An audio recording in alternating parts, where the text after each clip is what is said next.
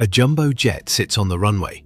Fully loaded, fueled, packed with passengers, it weighs about 575 metric tons, roughly the same as a fully loaded freight train. In under a minute, that train is going to leave the ground and stay there for the next 12 hours. How? For most of human history, flight was a fantasy. Birds could do it, we couldn't. Then, on a windy morning in December 1903, two bicycle mechanics from Ohio got a machine made of wood and fabric to lift off a beach in North Carolina for 12 seconds. That was enough. Within 70 years, we went from 12 seconds on a beach to a jet carrying 400 people across an ocean.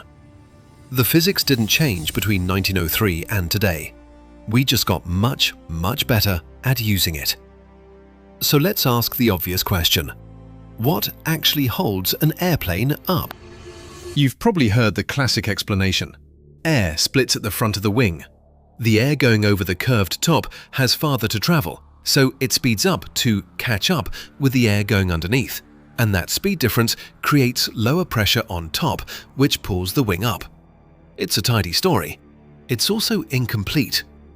In reality, the air on top doesn't need to meet its partner at the trailing edge at all, and in most real airflow, it doesn't. So what's really going on? Two things working together. First, pressure. The wing's curved top surface, called camber, forces air to accelerate as it flows over it. Faster moving air has lower pressure. That's a well-established relationship in fluid dynamics. So you end up with lower pressure pushing down from above and higher pressure pushing up from below. The wing gets shoved upward into that pressure gap. Second, momentum. Watch what happens to the air after it leaves the wing. It gets deflected downward. This is called downwash. And here's the part most people skip. If the wing is pushing air down, then by Newton's third law, the air is pushing the wing up with equal force in the opposite direction. Lift isn't just a pressure trick. It's the wing shoving a massive column of air downward every second for as long as it's flying. Both explanations point at the same conclusion. Shape the wing correctly, tilt it at the right angle, and you convert forward motion into upward force. That tilt has a name too. It's called the angle of attack, the angle between the wing and the oncoming air. Push the nose up slightly and you increase that angle, which increases lift. Push it too far and the smooth airflow over the top breaks apart. That's a stall, and it's the reason pilots watch this number obsessively. So if lift comes from speed, shape and angle, can we actually calculate it? Yes, and the formula tells you something the myth never could. Lift equals a coefficient, which bundles up the wing's shape and angle of attack, multiplied by air density, multiplied by wing area, multiplied by velocity. Squared. Squared. Not just multiplied, squared. That one detail changes everything about how airplanes are designed and flown. Double your speed and you don't get double the lift, you get 4 times the lift. This is why speed is the single most important variable a pilot controls. It's why a small increase in airspeed makes such a dramatic difference to how a wing behaves. And it's why every airplane needs a runway long enough to reach flying speed before it runs out of pavement. Which raises the next obvious question. How does a plane actually decide it's fast enough to leave the ground? Here's something that surprises a lot of passengers. Takeoff isn't a feeling. It's math, calculated before the wheels ever start rolling, down to the knot.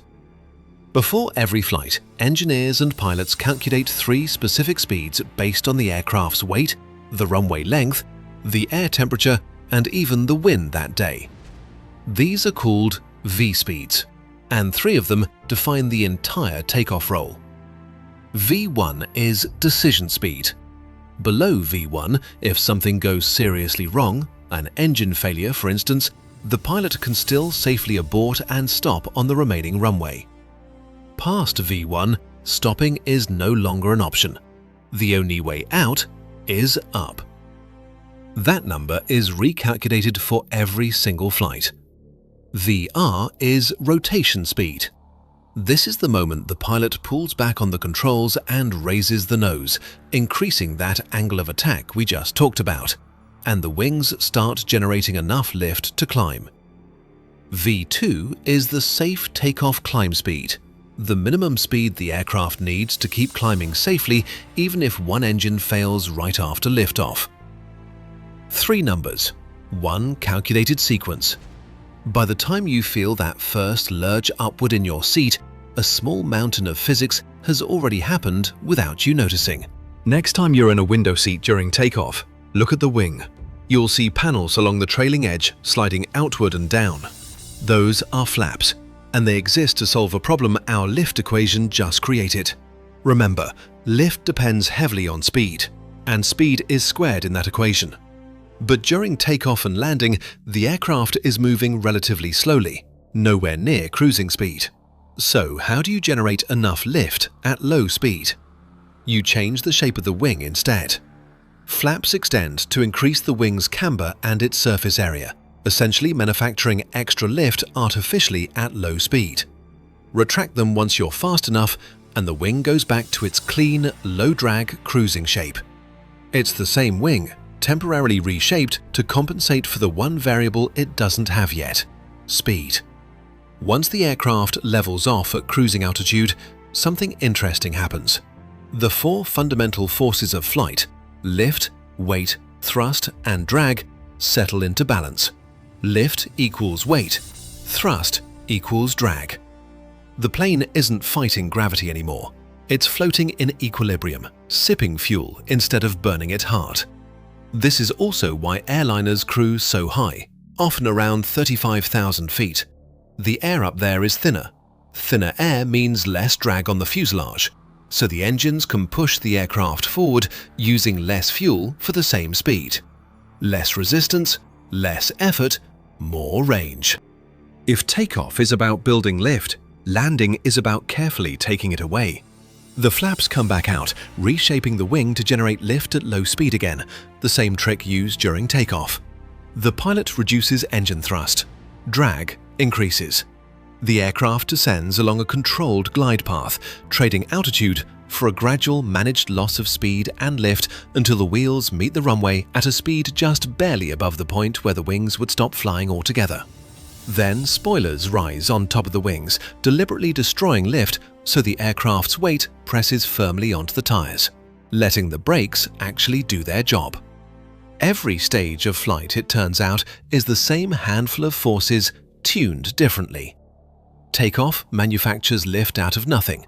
Cruise balances it. Landing dismantles it, carefully, on purpose. 12 seconds on a beach in 1903. A 575-ton freight train's worth of aluminum, fuel, and people, lifted into the sky and held there for hours today. Same physics, just refined, calculated, and repeated. Flight after flight, every single day, all over the world. Next time you're in that window seat and the flaps slide out, you'll know exactly what they're doing and why.